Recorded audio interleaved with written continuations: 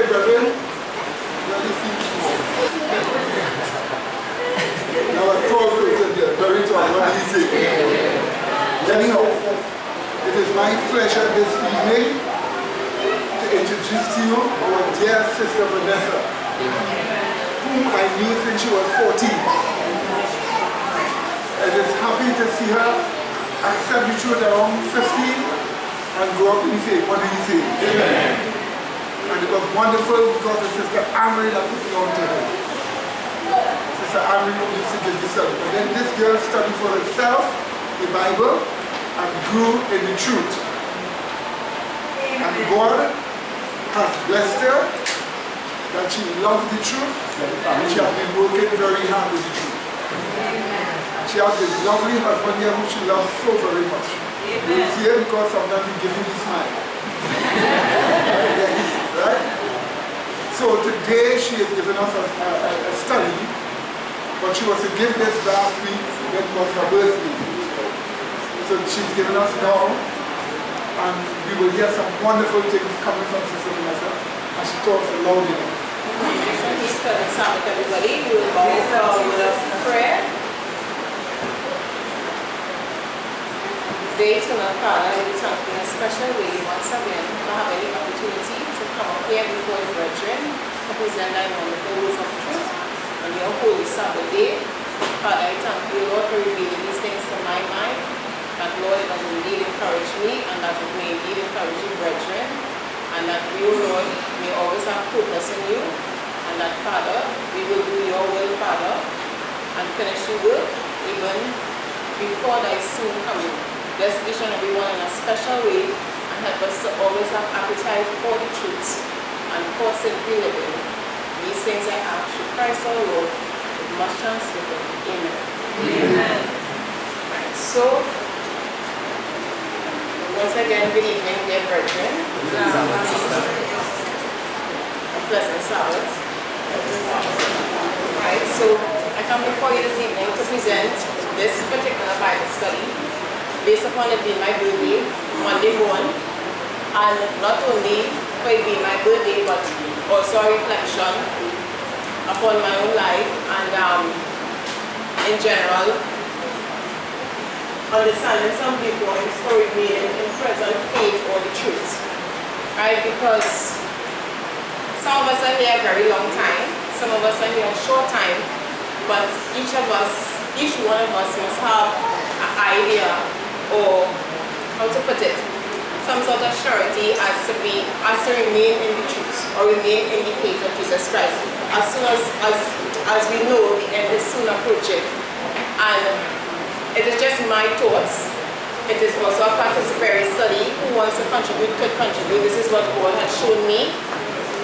I was to do this Sabbath, as Brother Medina indicated, but for the past month, it has been a little bit busy for me because, as you all know, my dad is not well.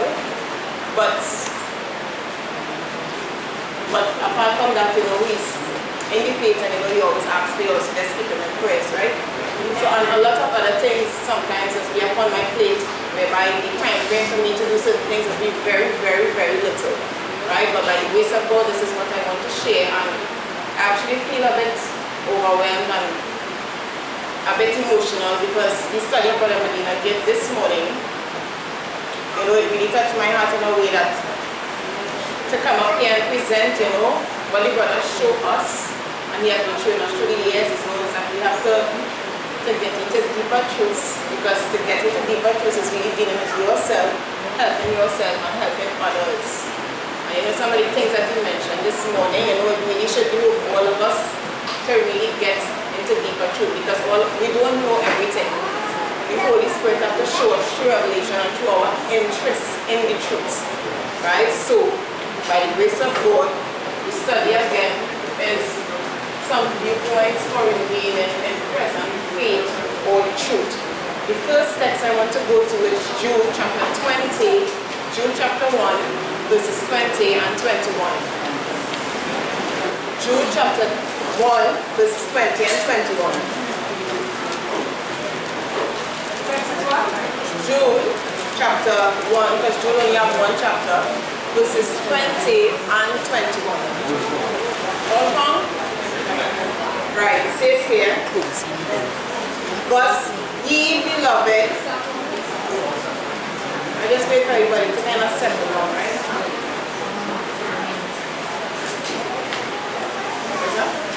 Right, so Jude chapter 1, 20 and 21 again, verses 20. But ye beloved, building up yourselves on your most holy faith, praying in the Holy Ghost. Keep yourselves in the love of God, looking for the mercy of our Lord Jesus Christ unto eternal life. So this is a great encouragement here given to us. What I wrote here, based on the text identified as the faith being the most holy faith.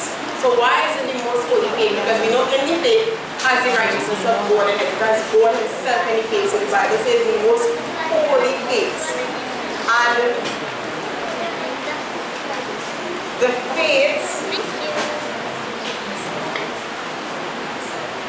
faith contains God himself. The faith that contains God himself gives us a sin-free experience. So since it is the most holy faith, if you have anything less of this holy faith, it will mean that you're not sin-free or you're not in Christ. Because the Bible says whatsoever is not of faith, it is sin. So since the Bible says the most holy faith, because God himself is in the faith, if you have something short or less of that most holy faith, that means you're not in sin-freeness, you're not in Christ. Right? So that's why the Bible says build up yourself in the most holy faith. So one time we get the idea, this faith here is something that creates sin-freeness. Anything less than that is not the faith of Jesus Christ. Right? It is a lie, as you said, right? So this here is what we must do. We must build up ourselves in the most holy faith, praying in the Holy Ghost, keeping ourselves in the love of God. Keeping is the same as remaining in present truth of faith. We must keep in God's love. Right? Amen. Right. So this text here kind of gives us an idea as to the study as well.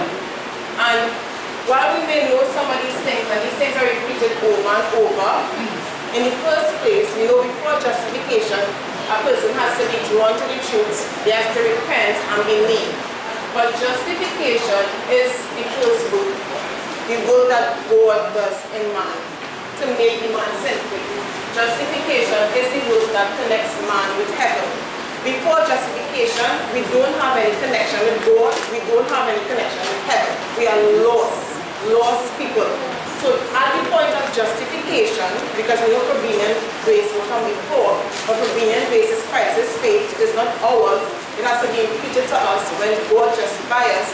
At that point, we have connection with heaven, and we have connection with holy beings by the grace of God. And justification, as we know, it is a God action direction. It's something God does in the person, God does in the man. It is a work that God does alone, and it is a man transformative direction. So the person now has the experience of Christ by invitation. And we learned this morning, the invitation there is counted or reckoning, or God mentally esteeming the person righteous.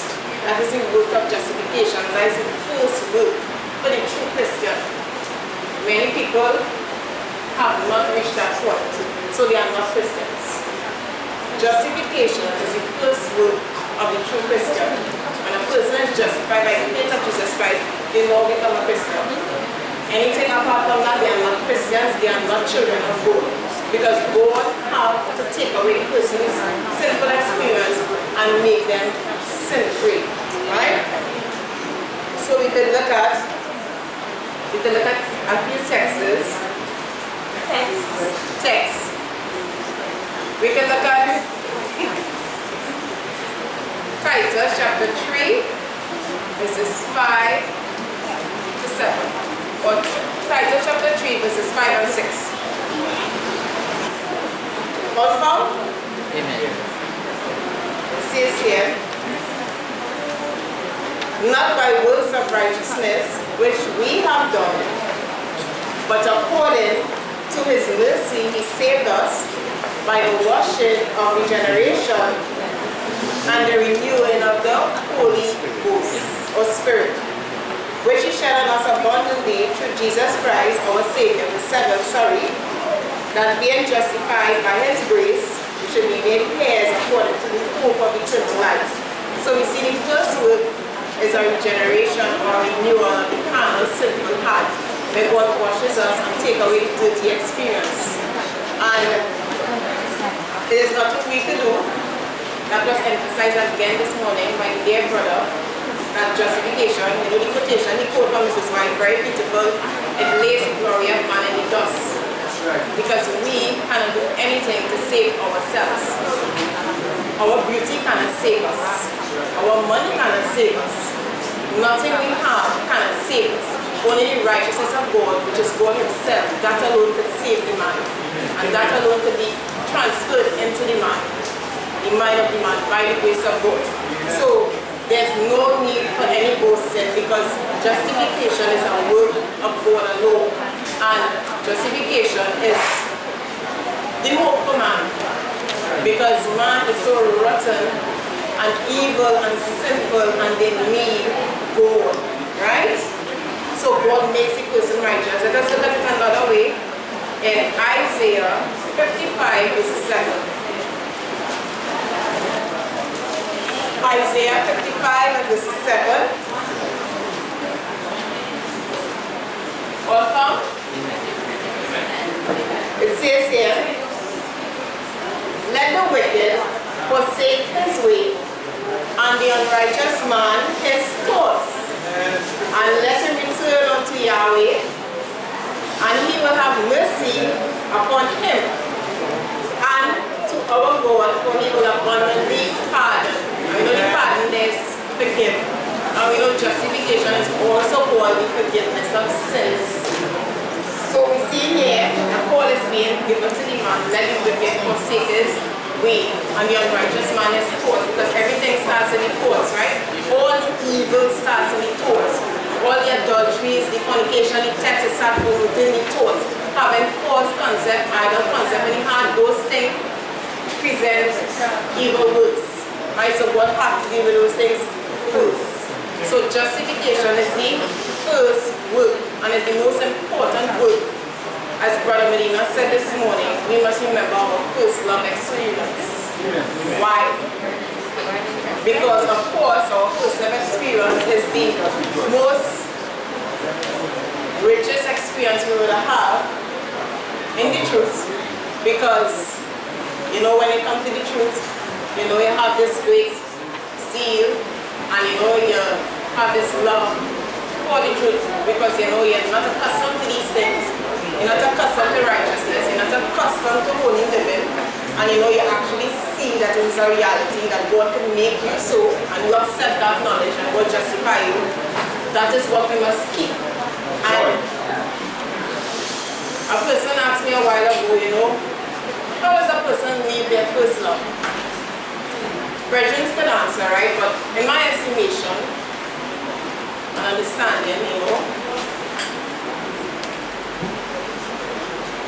to leave your first love is to leave the truth. And that's the only way I see it. Because, yes, you know, sometimes as I say, come to the faith and you have the zeal and whatever, but you in the truth, you abide there. But if you know you need to do more missionary work, if you know you need to do more Bible studies, yes, you have to do it by prompting of the Holy Spirit. But a person does not leave their first love until they actually leave the faith of Jesus Christ. Because the first love is the experience of Christ in the heart. So if you leave your first love, you actually separate from the faith, or you go back out in the world. So that's how I see it. So, yes, you have to always have the experience before you. You have to have the consciousness of the truth, and you know, be active in the truth. But leaving your first love is leaving Christ. We don't want to leave Christ, because if we leave Christ, we have nothing. Right? So, justification, the first work, very important. Follows sanctification, as we know, in the faith, the maintenance of holiness. Sanctification the maintenance of the first work or of sinfulness or law keeping through faith. We have to keep in the first work experience by the grace of God.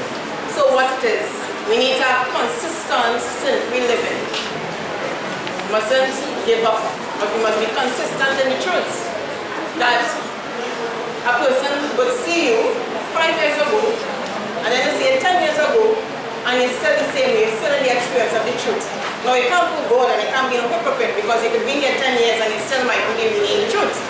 But I'm saying you have to have consistency in the faith of Jesus Christ. That is one of the ways to remain in present faith. You're consistent in truth, right? Titus chapter 3 and verse 7. Titus chapter 3 and verses 7. It says here, verse 7 and 8, sorry, that being justified by His grace, we should be made heirs according to the hope of eternal life.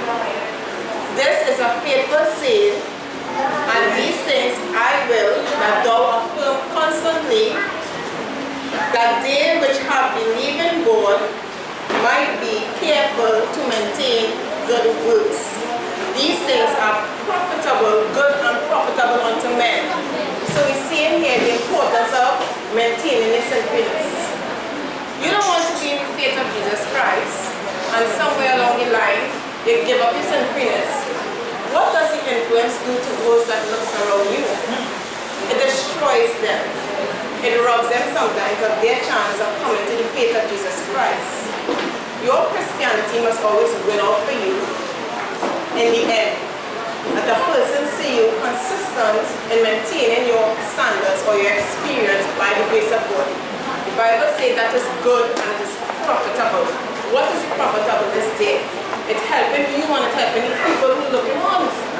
So, by the grace of God, it constantly affirms these good works. So you have to have consistent sinful living. You cannot, it's like you're going to school. You're going to school and you want a particular achievement, or you're doing a degree, and somewhere along the line, you decide to give up. You wouldn't get the degree. You wouldn't get it because you didn't enjoy or you didn't complete all the modules. But in this case, this is different. This is salvation here. So this one much more weightier and important, right? So you want to make sure by the grace of God that you keep this one because you want to achieve the price. And Paul says a high price by the grace of God. So maintenance of your sinfulness is consistent sinful living. People must see you one way. People must be able to trust you. People must be able to come to you by the grace of God. Do not let down the faith of Jesus Christ. Where a person cannot come to you for help, they cannot trust you, and there's no help to anybody. That is not you remaining in present faith. That is you going away from present faith and making others to be lost. And mind you, Mrs. White said our influence is recorded. And we will tell in eternity wrong things that we may have done to make others not come to Christ. So we have to make sure and maintain good works by the grace of God. It's not we doing it too. Yes, we're cooperating with God, which is synergism, but it's God us doing it. You're choosing it, yes, but it's God is motivating you through the Holy Spirit and pushing you by God's grace. Right? So, within the present, remaining in the present phase, yes, you're justified, and within sanctification, you must also be conscious of being sin-free. You must be conscious of that fact, because Ramlina will tell us how, you know, sometimes, you know, you tend to be discouraged and you don't see yourself a particular way, but you must be conscious of being sin-free. Once the truth is in you, so you can't know truth in you and be conscious of being sin-free. But once the truth is in you, you must have a consciousness of being in Christ and with Christ. Right? So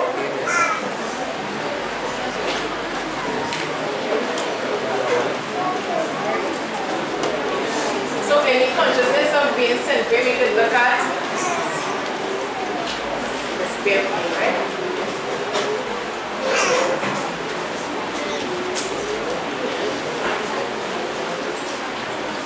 can look at Romans chapter 6 and verses 11. Romans chapter 6 and verses 11. All found? It says here, likewise, reckon ye also yourselves to be dead indeed unto sin, but alive unto God through Jesus Christ. So that reckoning there, counting yourself to be dead indeed unto sin, is like you consciously aware of being sin-free. You're not walking around with a sin-free cap on your head. But you have that reality and you know that hope that you're abiding in the truth. And you know you're really sin-free because the moment the divine nature and the divine character in your heart, you have no sin there. So you're sin-free. And we get plenty of examples. There are many times that we are sin-free and we don't know because we don't keep track. But we're supposed to be keeping track of you being sin-free for 2 hours, 6 hours, and then for the whole day. And we know the Sabbath knowledge is straight and then sin-freeness as we learn, right? Amen. So, we can also look at 1 John 3:9.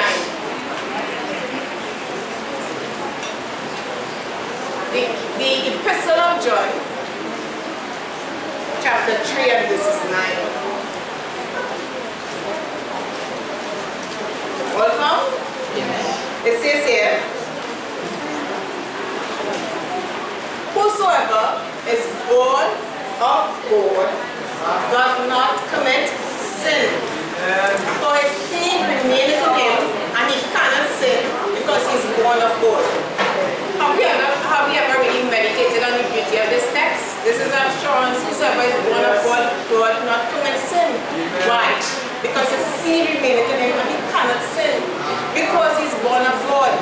So look here, you can be conscious of being sin-free by having the born-again experience or the truth experience by God's grace, and that's a wonderful experience, right? By the grace of God. So, amen. Best thing. Best thing. Right? So, also, in this consciousness of being sin-free, the fact that you have the possibility of being sin-free, one of the reasons to continue that is love for the truth. You have to love the truth by the grace of God.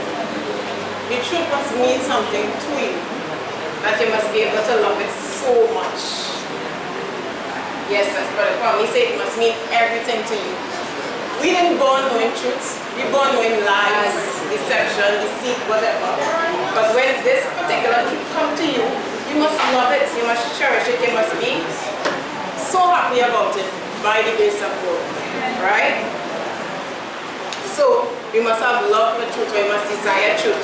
You can look at Psalm chapter 51 and verses 6. Psalms 51 and verses 6. Right, Psalm chapter 51. Brother Preston, you can read it for us. I wonder what's the ask if I can read it. Yes, you can read it by God's grace. More the first part of it. Psalm 51 verses 6. Oh, just want to read the first part? You can read the whole thing, but I'm not emphasizing on the first part, but you can read the whole thing. Okay, no problem.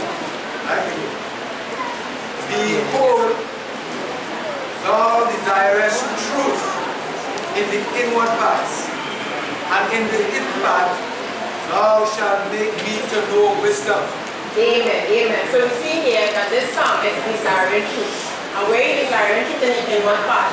So one time we understand that justification is not something external or outside, it's subjective, because David desired the truth inwardly, not on some account.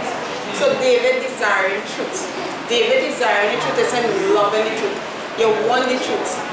We must want the truth in us. We must want to obey. We must want to have a connection with God by the grace of God.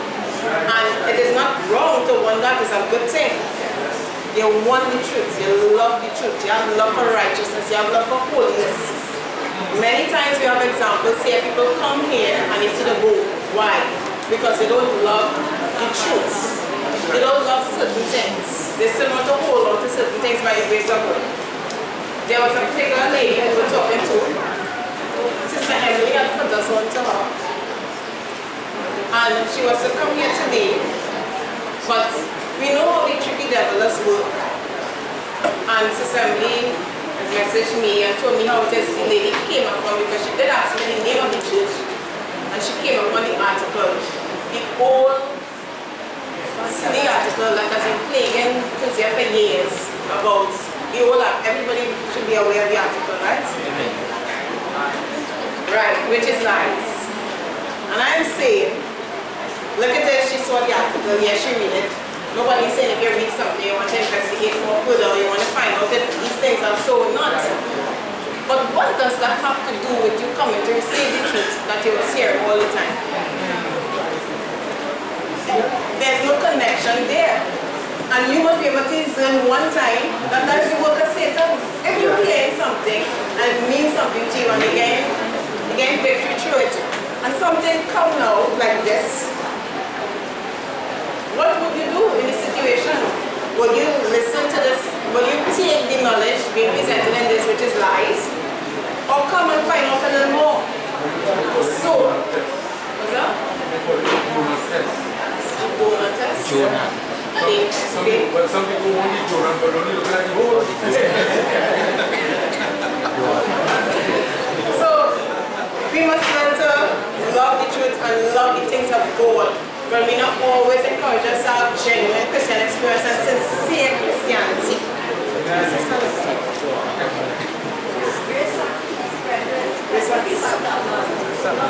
think most of us would have been faced with that same issue that I was faced with. And I went and I investigated it. And I came and asked the brethren face to face. And I found out the truth. But the thing is, Satan is an accuser of the brethren. And he will always put these things in your way, rumors, and if you like to have each ears, that will appeal to you. But when you are searching for the truth and you want to know the real truth, you will investigate deeper and you'll find out that rumors are not spreading. You are away from the fight of the truth. Right? And you know, the devil so tricky and people's minds so funny because you hear so much of things about the Catholic Church. You have plenty of articles about the Catholic Church with all them priests with the pedophile behavior. And it's actually true. And people will still go to the Catholic Church, the Adventist Church, the Pentecostal Church, all these churches. So many things just go on here, people will still go. You understand? So when coming to the truth now, you're hearing selfishness, you're hearing the truth. And you would see this foolish article that polarize and you're not good. Exactly. Very true what the sister say. So the truth people don't like. That's it. You know, one of the things I would say, you know, in the article, okay, if you're thinking a little proper, you see an article, part of it not beating or trying a thing. Beating or try. But if you think a little more, is there anything wrong with beating a child? There's nothing wrong with beating a child. The Bible says spare the rod and spoil the child. So what you're really looking at, or what Satan trying to draw your mind to, it is nothing. If you see like, you know, well, this particular individual have a history of having sex or to go to something, well, you know, that might alarm your mind more, but beating a child is nothing, because it's not wrong to beat a child by the grace of God. Yeah, it's really of a truth what you said, you know. When you brought up that situation, love for the truth will never cause a mind to be swept away by that. Because when I remember when I met the brethren, I didn't know much about Tuesday or what, and the little I knew were rumors. But I was so thoroughly convinced by what I had heard. Even though what I knew was rumors, I say, you know, I have to go and check for myself. I have to investigate for myself because of what I heard. The truth was so beautiful to my mind. You know, so. But that's really a whole argument. And I must say, before I came to Tuesday, I never came upon none of those things, none of those articles, nothing. And I feel if I did, it might not have done anything to me because I was interested in learning the truth. You know, I heard one story, but those things never bother me by the grace of God, right? Because you need to have love for the truth, love for righteousness. I just want to share my experience on that as well. Because I can remember when I was beloved, Sunday as I was saying about Tuesday, well, the same incident with the little child, you know, and I mean, that was something that I wouldn't say I used to believe it, but what happened is that that is one of the things that they used to trust us for us to not, you know, associate with Tuesday and something like that. And when I came here, when I came here, I asked about the very same incident, and Sister Denise explained it to me, right? And she told me the whole thing was truth and stuff and like that, and it was made up.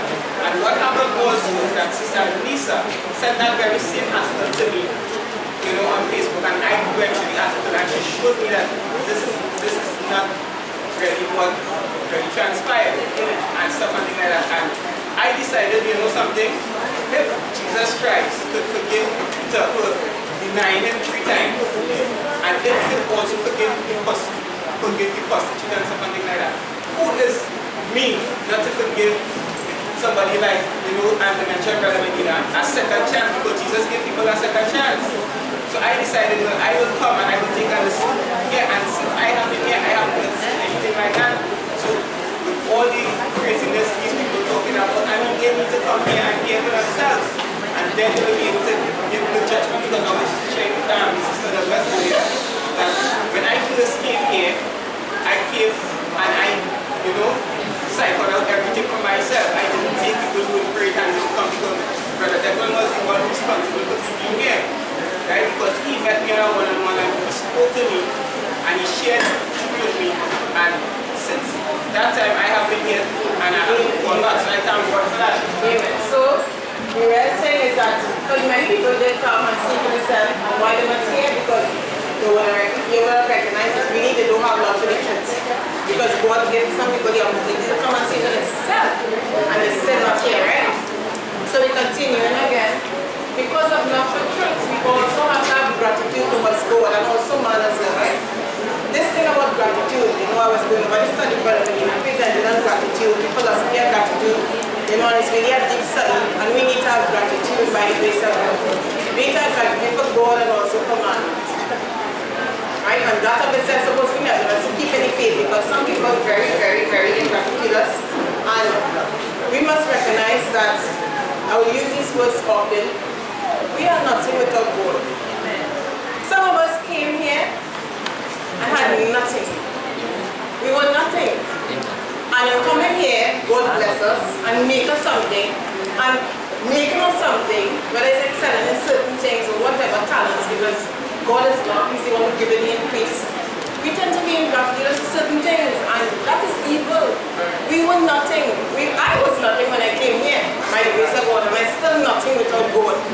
Some of us get means, get certain blessings and so on, and whether it's finance or whatever, and you know, sometimes we have problems to even give to certain causes, and you know, what is the problem? We need to be grateful towards God. We are nothing without God, and God has done so much for us. And I know personally, I'm overwhelmed because God has done so much for me. And the most important thing that He do is to keep me in the faith of Jesus Christ. When I look at my parents, when I look at my niece, and when I look at other things, it's God who do that, not me. And I have to be thankful by the grace of God, right? So we need to have gratitude towards God and also men, because sometimes we do things for others as well. We do good things for other people and then they treat you like nothing. We need to have gratitude one to another, because God is watching those things. Gratitude towards God is a part of remaining in the present faith, and also gratitude towards man, one to another by the grace of God. You can't leave all those things, because you will leave it out and you will be left out of the kingdom of God. Right? So gratitude towards God. We could look at Psalm chapter 104 verses 4. Psalms 104 verses 4.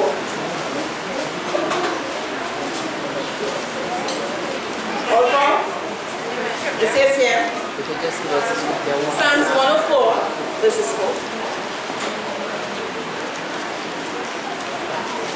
Just now, I think I have the wrong text, right? Sorry, yeah? Psalms 100. Psalms 100, verses 4, sorry. It says here, enter ye his gates with thanksgiving, and in his courts with praise. Be thankful unto him and bless his name. So, of course, we're supposed to have an experience. Be thankful unto God of what God has done for us and also what he's continuing to do for us by the grace of God. Those realities will help us to keep a present faith. The moment you stop being thankful for what God do for you, you wouldn't be in the faith. That is why Mrs. White said, do not forget how God has led you. Because some people forget and God take you out of a real bad situation, and because you come out of the situation now, you separate yourself by the grace of God. That is ingratitude. So gratitude is supposed to be keeping you focused in the love of God by the grace of God. And amen. It's supposed to be keeping you humble as God promised you. And it is the truth. You know, sometimes we encourage one another by the grace of God, and all these things are supposed to be cherished. You know, those things are supposed to be cherished in your mind. You know, I remember, you know, some time back, not time back, but on a constant basis, you know, with a certain virgin, you know, they would like to send nice shoes and things for you, and you know, sometimes you may be going through things and I would encourage you. I remember at one point in time I was getting so much of shoes to send Natasha, I look forward to it every day. You know, send me voice notes on the phone, you know? Yes, I know you're not on the WhatsApp, but you know, I would look forward to it because, you know, sometimes you may not have the opportunity to do certain things, but you get this thing and you can go through it and you know you're thankful for it. And in history, or in time will tell how much we should be thankful for all the help we will get from everybody, right? But there's some people, they are gratitude as they don't really concern about what you do for them or also how you help them in the faith of Jesus Christ, right? And we're not supposed to be having that spirit, right? Gratitude towards God. And as a result of that, we view God as God alone. God is God alone. There's none with him. So you must always view him that way to keep in the faith of Jesus Christ. The moment you're not seeing him as God alone, that will mean that in the experience of sin. And then you can end up outside the faith, right? So we can look at Psalm chapter 86 and verses 10. Verse 10? Yeah, Psalms 86 and verses 10. Verse 10?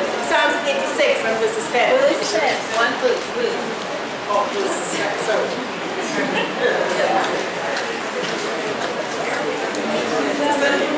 Sister Nicole, you can read it first, right? You can read the verse first. Read the verse. Psalm chapter 86 and verse 10, all four. For thou art great and doest wondrous things. Thou art God alone. Amen. So you see, that must be you in our heart. You God is God alone. Because why?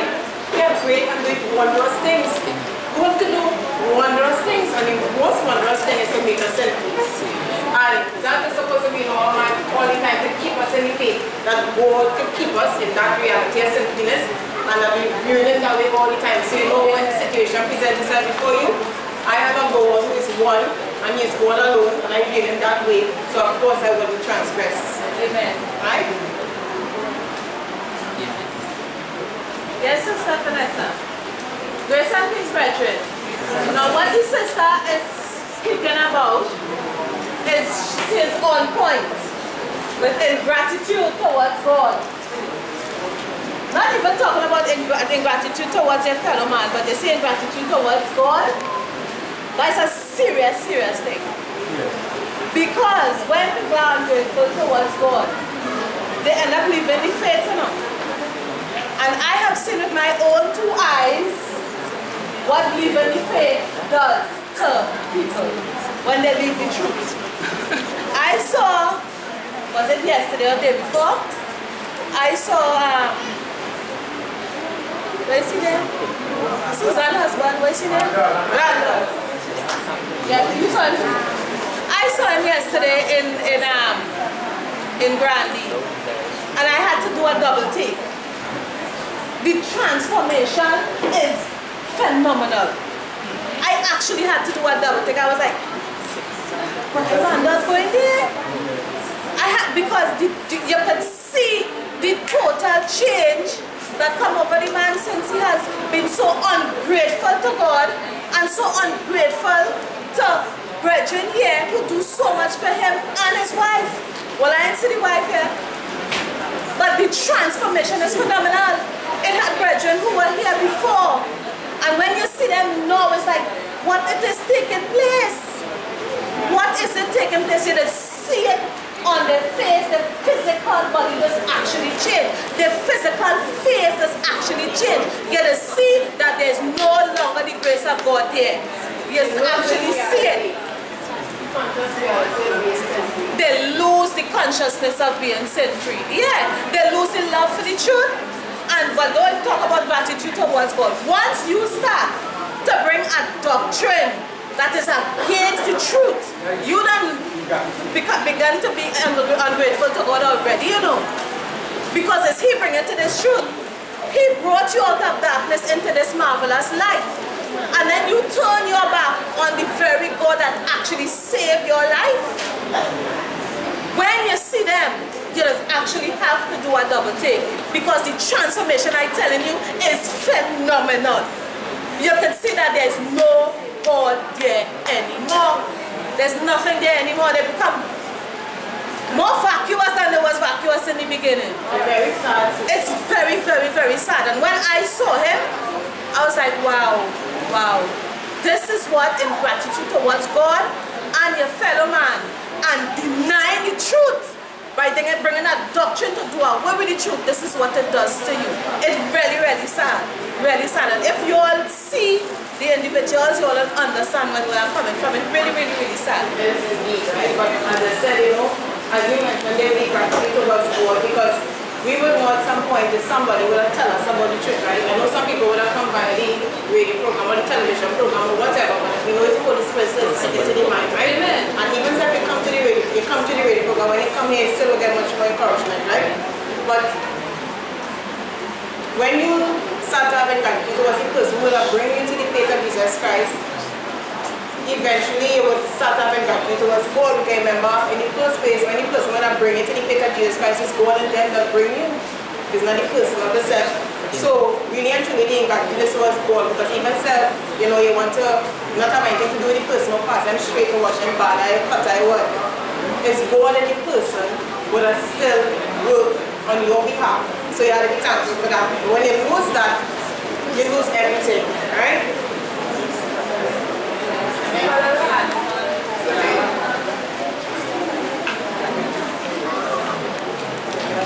Yeah, gratitude. I just want to read the scripture. First Corinthians chapter 4, 7. Sorry, from verse 6. First Corinthians chapter 4, number 6 and 7.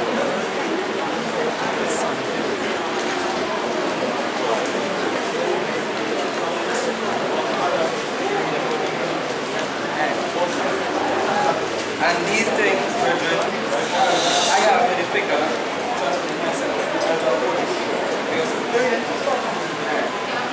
And these things, brethren, I have made a figure to transfer to myself and to Apollos for your sakes, that he might learn in us to think of men about that which is written, that no one of you be puffed up one against another. 7. For who maketh thee to differ from another? And what hast thou that thou didst not receive? No, if thou received it, why dost thou glory as if thou hast not received it? So, the existence of man is because of God. Everything that we have was received. Nothing that we have was not given. So, since that is true, that is so, we have to be gratitude. We have to be gratitude. We have to have gratitude. And towards God, because everything was given to us. And we must operate in thanks. Amen. Right, so you see that as well, those points are important to keep them in truth, right? So we're going to fall the missionary experience of missionary growth in the experience of Tuesday. You know, Tuesday is sacrifice. We have had a missionary experience by the grace of God. You don't come to Christ and you just stay just like that. Obviously, you have to have a missionary experience. But you always take a missionary work as teaching the gospel. But I had like the 9 points to us that missionary work is also making ourselves in projects. You know, we have to do that by the grace of God, make yourself a project. And part of that is by having Bible studies and searching for different truths. As Brother Medina highlighted this morning, right? So you make yourself the project. So you have patience with yourself or sacrifice what to you with your own self to make yourself the project, making sure you dealing with yourself, you overcoming, you're developing a personality traits, right? So we can look at 2 Timothy 2:15. 2 Timothy 2:15. Alright, it says here also. Amen. It says here, study to show thyself approved unto God, a workman that needed not be ashamed, rightly dividing the word of truth. So it says study to show thyself, so it must start with you. Many times, you know, we will learn truths and so on and then, you know, we can speak a lot of truths or big truths or whatever and so on. But the first work is yourself. The truth must be able to help you. Because if the truth can't help you, it can't help anybody. You must be able to take the truth and apply it to your life and your daily living. I don't know what you're doing when 24 hours come. You don't know what I'm doing, but your personal experience is important. That you're abiding in the truth and you're using the truth and making yourself a project by God's grace. You're dealing with yourself. You're overcoming by God's grace. Right? You're overcoming and you're developing in your personality traits by the grace of God. I just go in quickly, right? Because I need time to always be of the essence, right? So, you're developing and you're overcoming in your personality traits. And we learn a lot about the text. He that overcometh, that's how the text goes. Whosoever is born of God overcometh the world, even our faith. This is the thing that overcoming the world, even our faith. So, the faith knowledge is what helps us overcome, right? The next one is genuine Christian encouragement. This is important in keeping in Christ. We may not think so, but it's important to encourage one another to keep in Christ. It is important. We all need to encourage one another by the grace of God. Whether it's by prayer or whatever it is, you have any faith in your heart, you would love to have that good thought about your brethren and also to encourage them. I was in Granny sometime when I was now trying to exit or pull off there to go back to work, and there was this guy I know from up the road where we used to live there, and the things that was coming out his mouth was so filthy and so terrible, and I splashed my eye, and sometimes I just say I'm naive, you know, because I'm not accustomed with hearing these things and being open to these things, you know, and what he was saying was so terrible. And while he was saying it, I was watching the face, because he was talking about this girlfriend, and the way he was talking about this girl, like your girlfriend, and the way he talking about him, that dirty man, because did I say that? It's all men that's talking outside, I don't know, but I hear a piece of it. And the first thought that came to my mind, people so evil because of degenerated personality traits and also not having a knowledge of God. And the extent of evil is coming so stronger, and we are going to be killed just now. People are going to hate us so much because of not loving the truth, not loving the righteous, and wanting to get rid of us. And I said to myself, look at how we're talking about the girlfriend. Much less to me. And I keep saying to myself, look how people in the world are stink, look how people in the world are talk. And look how people in the world, they don't love us. They hate us. And we here, we're supposed to love one another. You can imagine people in the world hate you. And you're here now, and you can't deal with people here. Crazy people in the world against you, but you can't be against your own. People hate you outside. And you'll be so happy to know a thought that somebody has some good thoughts about you because of Christ in the heart. But people outside the world hate you. And they'll do so much evil to you, so we should want to love one another and have good thoughts one of another by the grace of God.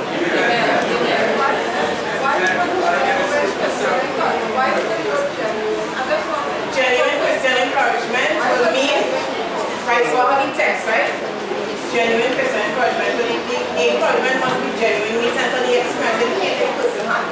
it's more like our name, right? Right, so we're going to lose in these things. Now, that is text, right? I'm going to get to the heart. It's a nice point to bring on the issue of. It's a nice point. This is that bring. Amen, right? Amen. It's a nice point the sister bring on the point where showing that we as brethren, how we must relate to each other, knowing that how people in the world is. Because we don't have the whole world as an enemy against us, and the whole world hates us. And people in whom the character of Christ is, we relate badly towards them, but we relate good towards the person who hates us. Whilst God says we are to love even enemies, we must more so even love them in whom the image of God is. And appreciate them in whom the image of God is, because what God has done in them and the work that God done in them to us. Especially, I say that in the sense to say, we must appreciate the good things God done amongst us. Amen, amen. We must appreciate it. We have a very good minister who teach us era. I just watch on the TV the kind of era that we passing. And I say, that minister don't love you fuck at all, boy. And I thank God with the minister that we have. I just thank God I can call anybody and go up on Facebook and see some truth. Even if I open Facebook, I will see a brother quote a truth to encourage me. When I see the truth, I just be encouraged. So it's a very good thing, the type of brethren we have. We must love and appreciate each other with the character of Christ, not bite and devour each other. Amen, amen. Right, so we go into the text, right? We have two texts. We could go to Malachi chapter 3 and the 16. Malachi chapter 3 and the 16, right?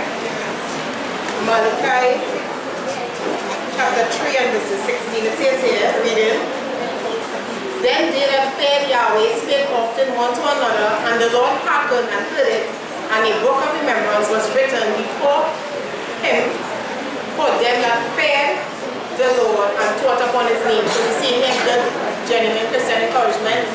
They that feared God spake often one to another. So it's important to do these things, whether it's on the phone or wherever, to Facebook or whatever. Because you're abiding, you can speak good to your brethren, right? Because you're not abiding, you will be able to speak the truth to them, right? So you have to have the same God in your heart to encourage one another in the faith of Jesus Christ. And that is important when remaining in the faith, right? So you always want to do that by the grace of God. But as I say, by a prayer, or you're just having that good idea because of the truth in your heart towards one another.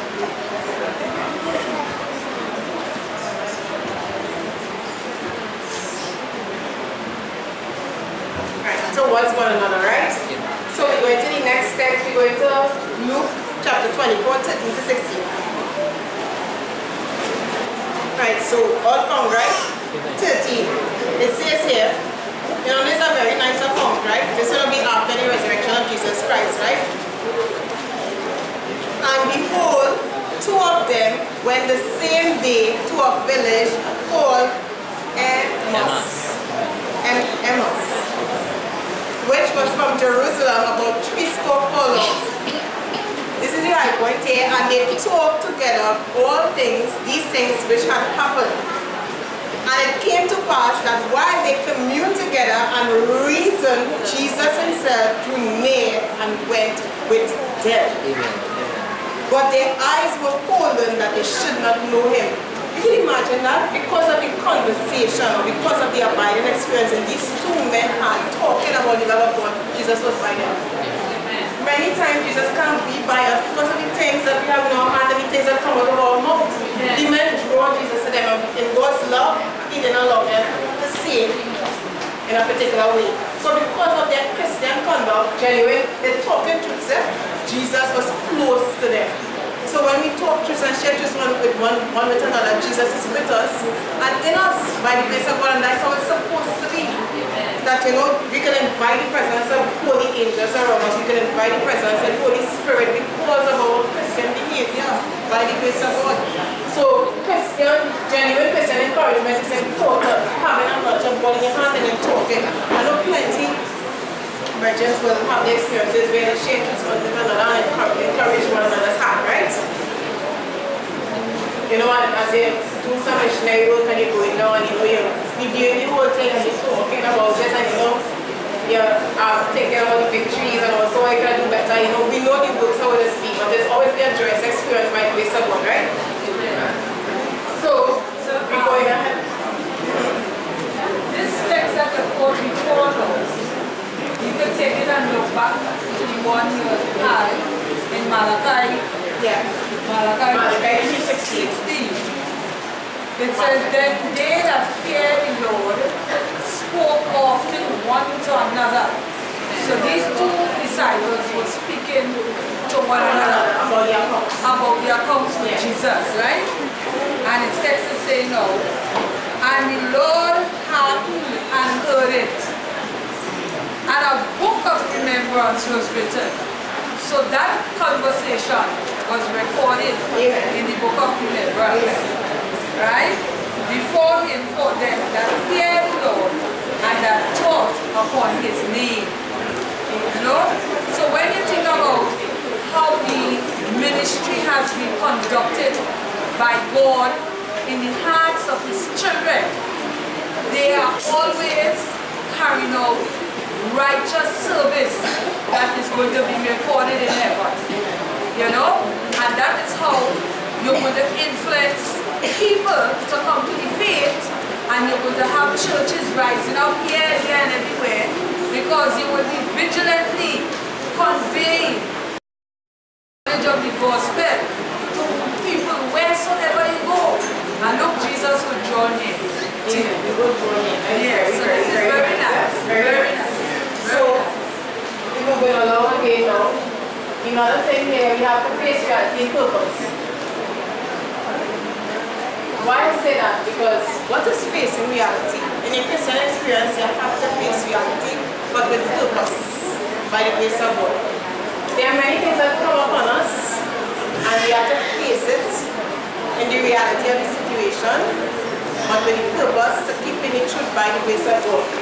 So we have been drawing tests and trials. We can look at 2 Corinthians 4:8-10. We can look at Luke chapter 22, 40 to 43. To see Jesus himself was facing reality and purpose, right? He was master himself. Luke chapter 22, 40 to 43. Luke chapter 22, 40 to 43. It says here, what about? And when he was at the place, he said unto them, pray that ye enter not into temptation. Of course, we're going to be speaking to the disciples, right? And he was withdrawn from them about a stone's cast and kneeled down and prayed. See what Jesus is doing here. Saying, Father, if thou be willing, remove this cup from me. This is facing reality and purpose. Nevertheless, not my will, but thy will be done.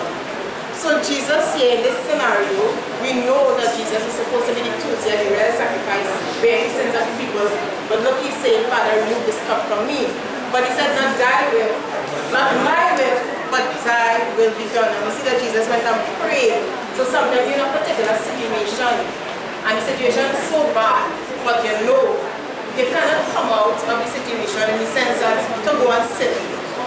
You have to remain in it, endure, get the victory by the grace of God, and face the reality and purpose.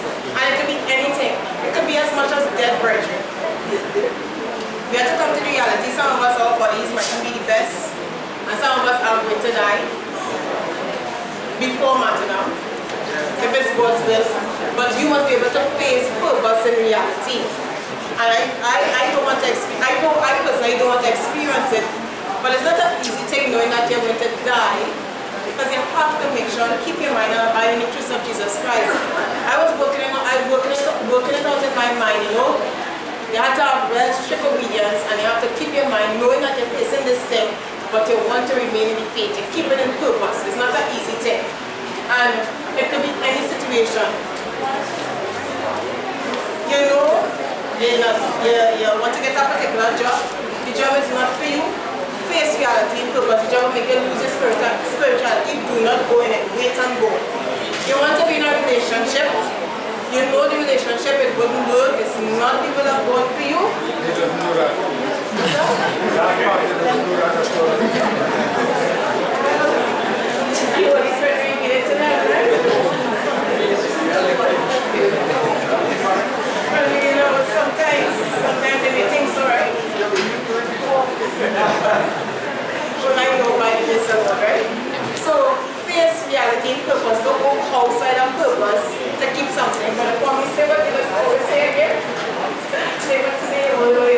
again, don't transgress it. And say it now. Say it out. Say it out. If you say it, it's easy. But to transgress for you, don't transgress against it.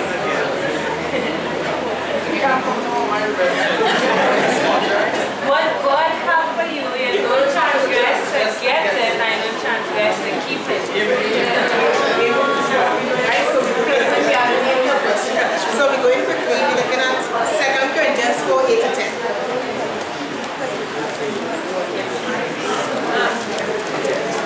Second Corinthians. So when I started going to 2 Corinthians, right? I was looking at verse 43 of the same Luke chapter 22, right? And we see here at Luke 22 verse 43, and it says, and there appeared an angel unto him from heaven, strengthening him. So in our time, whatever we may face, once we are faithfully facing what we have to face, God always sends his angels to help us through what we have to go. So we would never be alone. We would never be alone. Amen. So what is an ego is important, right? Because I was to read that scripture, to imagine what's an angel to keep it. So it's the same with us in our situation. If we run before God, then we won't get any help. I look, God willing to help us, but he just wants us to endure, to hold on by the grace of God. Right? So 2 Corinthians chapter 4 verses 8 to 10. It says here, we are troubled on every side, yet not distressed. We are perplexed, but not despair. Persecuted, but not forsaken. Cast down, but not destroyed. Always bearing about in the body the dying of Yahweh, of our Lord Jesus Christ, that the life also of Jesus might be made manifest in our body. So you see Paul have his experience here, and he's showing distress, we are perplexed but not in despair, persecuted but not forsaken, cast down but not destroyed. As we know, the situation won't last. This always come out. It is always an end to the situation. The only thing eternal is good. So the situation has come. But just for someone to develop something, right? Go on, just develop something. It may go on for a year, it may go on for 3 years. And even if you don't get any particular development, you know, it just come back over and over and over again, right? So we have to endure the test, we have to endure the trials by the grace of God and resist temptation, because at the end of it, we want to remain in the faith. We are very privileged, you know, brethren, and we are actually in a kind of school to get everything we need to actually reach the final part, reach the final end. That is something remarkable that we just probably think about sometimes. And sometimes things may seem really grim sometimes, but you know, we must hold on, right? Hold on in the faith of Jesus Christ. Because we know now is not the time to go out of the faith, right? You know, God forbid any one of us should go out, and God leaders always show that there are people who can help. But it's not just about persons who can help. You need to be sincere, to take the help by the grace of God, and to really want to do better by the grace of God, right? So that there is another reason for us to keep it in the heart of face where in purpose. We know the end coming, we know we might get certain things done, we might not accomplish certain things. Keep in the faith of Jesus Christ. Some people have big ideas, or maybe ideas for years and years to come, forget us. Brother, give us a little pointer there. I'm not saying that you know when the end coming, but we know the time is close by the grace of God, right? That's another point here, something Sister Nicole pointed out there. The assurance of God that only angels will be. But if we look at the example, the text you quoted there, you will see Jesus himself, one who's greater than any angel. As a matter of fact, the commander of the angel. He's the one who's telling the disciples. He said, pray that you enter not into temptation. If they had taken the words of Christ seriously, Peter would not have ended up doing what he did just a few minutes after. A few minutes after he met the temptation, he seeked to defend Christ, he saw that he chop off a man's head. Don't tell me Peter practiced ethics and said, excuse me, just give me a moment, let me slice off your head. This man, for me, it seemed as though that was a head blow, and it happened to take off his head.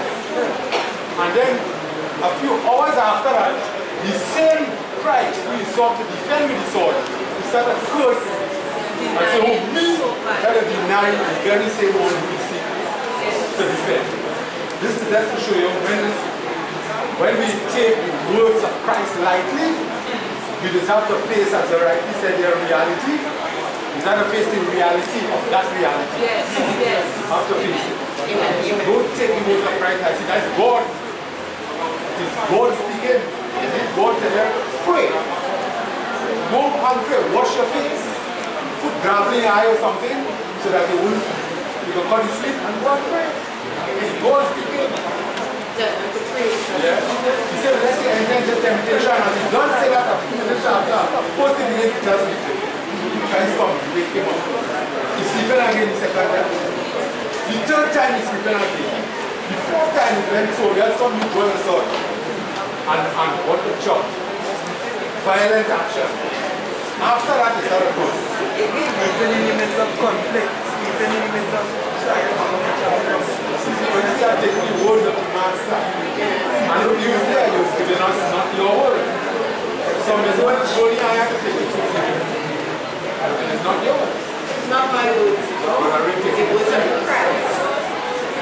So the last point here is understanding the conflict. And we know the conflict, brethren. We know the conflict that the controversy we started in heaven with Satan. Wanted to be born before. One thing, right, that's the time we were going to share this morning, right? You have 5 wise and 5 foolish virgins. And in the book of Revelation, we get the commission, watch and keep our garments. But look when you tell them watch, like I say, why they watch? They fell asleep. But they have some who accumulate the necessary truth that is needed to face what is coming, and some did not. They fell asleep, but they would not accumulate it. As to what better time, Christ know what is about to come, and tell them watch and pray. So if they were to watch and pray, they'll have the necessary experience to face it. Likewise with the 5 wise and 5 foolish virgins, in the time he tells us, watch and keep your garments. So the watching and keeping your garments is you accumulating the necessary oil that is needed to face what is coming. And not to be like them who fall asleep and slumber and don't do what they're supposed to do. And there is an adequate example that I will share with the disciples. They fell asleep and they didn't do what Christ told them to do. Likewise, in this time, the warning tells us to watch and keep your garments. Continuously coming forth on the pulpit, where we must be prepared to face what is coming. If we do like what they do, we will not face the crisis. We will not be prepared to face the crisis. Right, so we have to understand the final conflict, and that's where our brother Michael and I really sleeping. We are not supposed to sleep, right? So we go to Thessalonians, 1 Thessalonians chapter 5, 1 to 5. 1 Thessalonians chapter 5, 1 to 5. It says here, but of the times and seasons, brethren, you have no need that I write unto you. So he's saying you have no need because we're supposed to know, right? And we know we write in the center of Revelation chapter 13, right? You, for ye yourselves know perfectly that the day of the Lord so cometh as a thief in the night. For when they shall say peace and safety, then sudden destruction cometh upon them as a travail upon a woman with child, and they shall not escape. But ye, brethren, are not in darkness, that the day should overtake you as a thief. You are all the children of light and the children of the day. We are not of the night nor of the darkness. So you see here, brethren, how we're not supposed to be unaware. We're supposed to know. We say for ye ourselves know. But what is this helping us to continue in that knowledge is to be in the light, to be in the present truth, to be in the present faith. To be in the present realities of the faith, working out the faith in your mind and working it out in your character or personality by the grace of God and overcoming. You personally overcoming, as your brother said, which is not a statement that is strange. You wouldn't be saved by association. You have to be saved individually. Because you want to be saved, you want to make it by the grace of God, so you're working on you and you dealing with yourself by God's grace. And after a while being here, you should want to be saved. Nobody should want to be lost. Amen. No, I'm saying after a while being here, because as I say, some of us are here a good length of time, some of us are here even shorter one. Not because they're here 2 years and you recognize, you know, if I stay here, I wouldn't get the whatever you desire. I don't get the things of the world, or wouldn't get the relationship. Christ coming just now. So I wouldn't get it. I wouldn't get it. You're working it out, you wouldn't get it. So or maybe let me go and come back. Let me go and come back. But there's no time for that type of thinking. That's what I say. You just keep your focus. You keep your garments while you prepare yourself. You know, you just take what God has for you, because what you don't get here, you will get it in the eternal kingdom by the grace of God. You know? Right, sister. And as I said, right, it says two things, right? When Yahweh bring you out of darkness into his marvelous light, and the things that you're supposed, the things that he doesn't take away, you know it's not good things. God does not take away good things from us. It's the bad things he does take away. So when he take away all these bad things and he bring you, alright, when he take away the value that you have for these things and he bring you into his marvelous light, and then you telling yourself, but you know, I will miss out on this and I will miss out on that, or I'm missing this or I'm missing that. You rebuilding the things that was broken down, you know. You going back as a dog to his vomit. Ew, that's such a nasty word. But you going back as a dog to his vomit, which means you're going back to muck and mire and the dross of this earth. You living light to go back into darkness. The second point is, as you read 1 Thessalonians chapter 5 verses 1 to 5, right? This is showing you how we ought not to be. But when you read the verse 6, 7 and 8 and going down, God he doesn't ever just show you how you ought not to be. He just come right after and show you how you ought to be. So it have no mistake in it. So it didn't have no gap in it to say, well, alright, like a parent and a child. Don't do that. Do as I say, but not as I do. That is not a good reason. That is not a good example. You cannot tell a child not to do something without explaining to that child why. Why? Because that child will most likely go back and do it again to find out why mommy tell me not to do that. That's why plenty people just get themselves in trouble. So God now, he does tell us what not to do, but he also tells us why not to do it, how we're supposed to live, and what would be the rewards once we do what we are supposed to do. So it does never be one-sided with God. Let's be a complete thing you're getting. Yes, package. Amen. Right, so the point that I was going to ask, you said that, you know, looking back and designing things that you may have had ambition to get. Relationship, house, car, land, job, whatever, school, whatever it is, right? And I only read Hebrews chapter 11 from verses 13, right, to most likely verse 60, right, maybe. It says, these all died in faith, not having received. Hebrews 11, 13, I started it, right? It says, these all died in faith, not having received the promises, but having seen them afar off, and were persuaded of them, and embraced them, and confessed that they were strangers and pilgrims on the earth. For they that say such things declare plainly that they seek a country. And truly, if they had been mindful of that country from whence they came out, right? From whence they came out, they might have had opportunity to have returned. So look at, we are being shown here that when God called Abraham out, as we all are called out of Babylon or whatever country that we come from, we have to be looking toward what the faith has promised us. We hope for things which are not seen, right? And we are no longer to be mindful of the things which we left behind, because we know that all things work to the good of them that love the Lord and are called according to his purpose.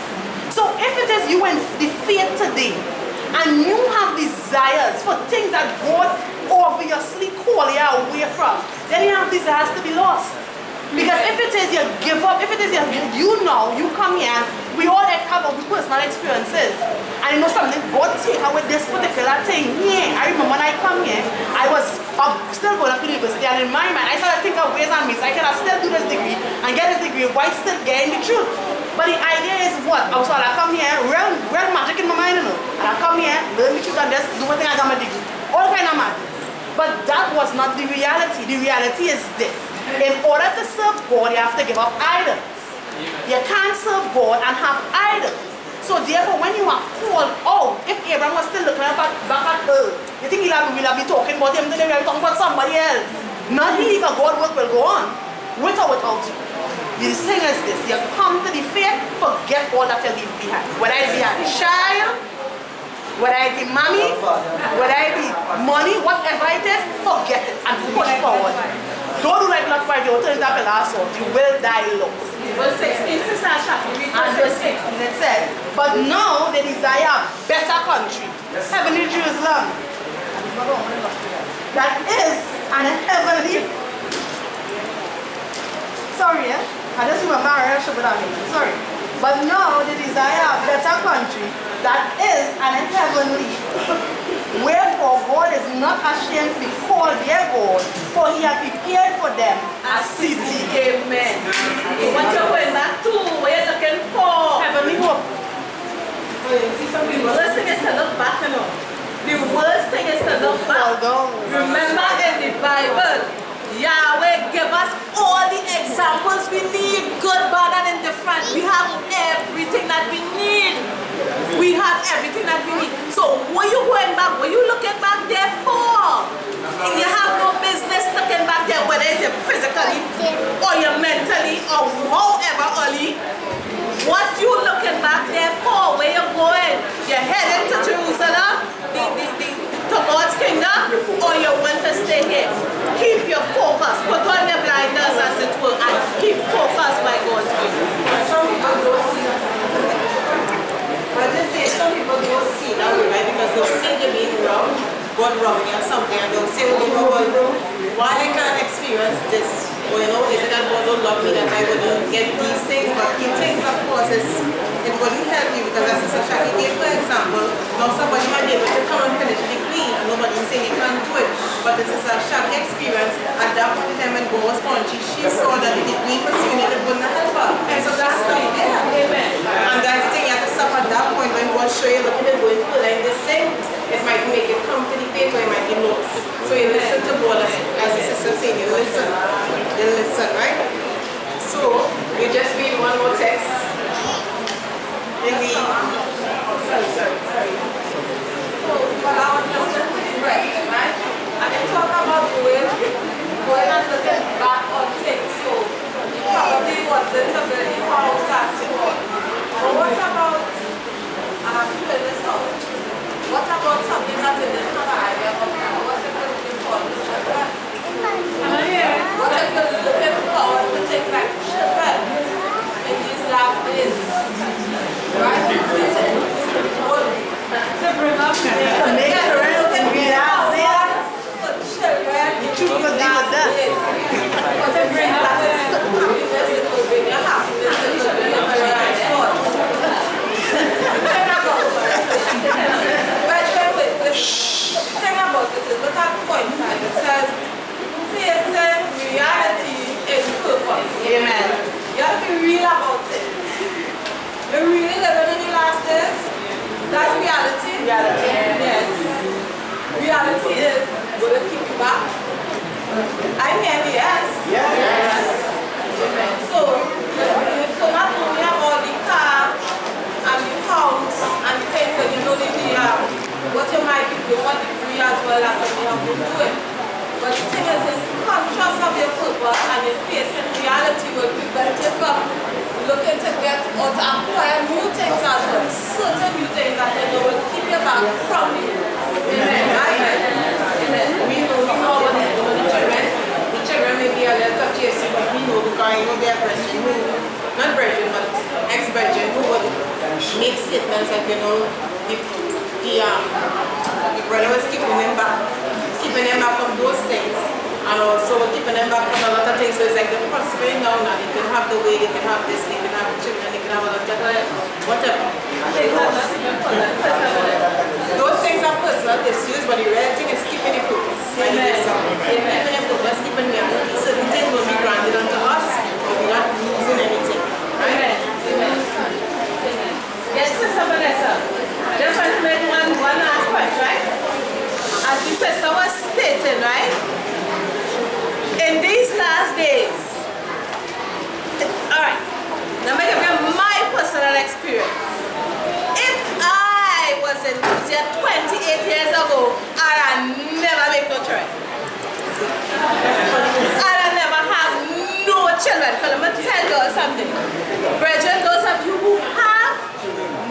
your children in Christ. Work hard to keep your children in Christ. Brethren, those of you who do not have, having children is overrated. You're not missing anything. Let me tell you something. The worst thing is to have, I have 4 children. Are you seeing any of them here? The worst thing is to bring up a child in the truth, and then when they reach of age, the first thing they're going to do to show you that they reach of age is to go on board in tongue. To go on board in navel. Yes? I am telling you my own personal experience. The worst thing is to have your children and you work hard to bring up these children and do all that you know that God show you to do, and from the time they turn 18, they're showing you, well, here what? I was only going because I living under your roof and you named mommy and I had no choice.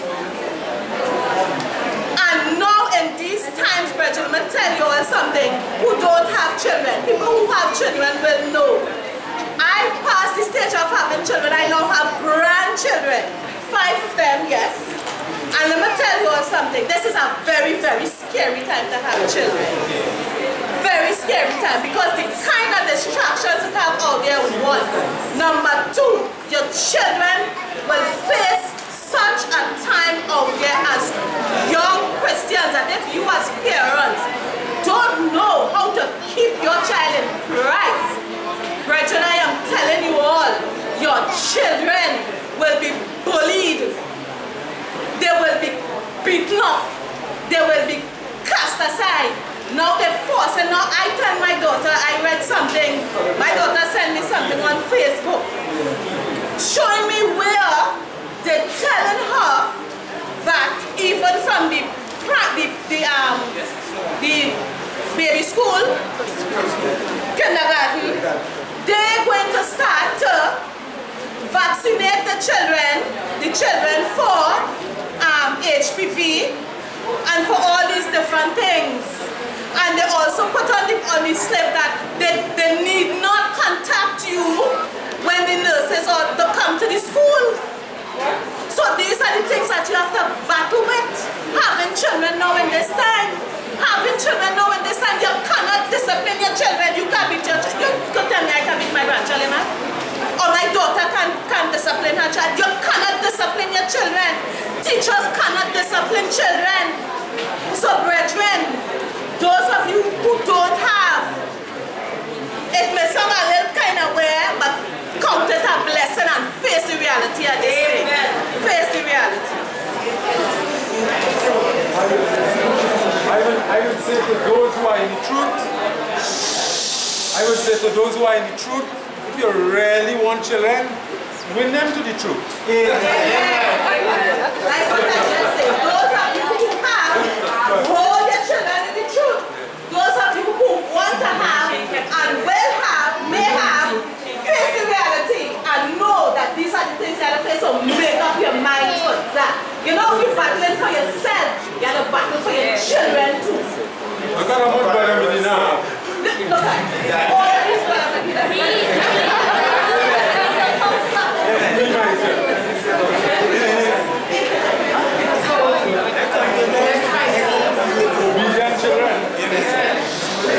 Just finally, brethren, right, so in understanding of it, we only have, remember, to go to Revelation 14, the great deceiver, the idea and philosophy is to be God and God. And anytime you say we have that same experience, and that's what he wants us to do, to be God's with God, although he's a chief God, he wants all the ocean, right? But we have to keep our garments, right? We have to keep our garments white in understanding the conflict, which God loves us to show people. We have to keep our garments right, which is to keep in sinfulness, right? So Revelation 16:15.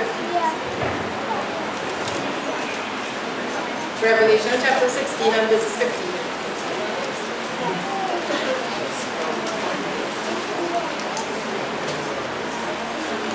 It says here, Amen. Behold, I come as a thief. Blessed is he that watch it and keepeth his garments, lest he walk naked and they see his shame.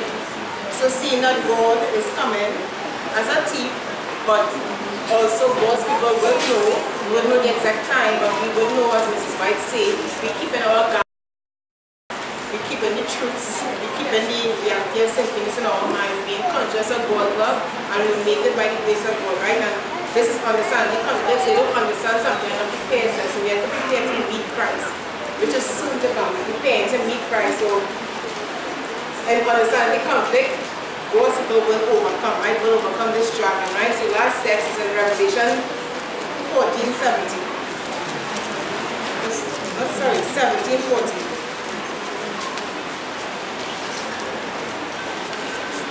It says here,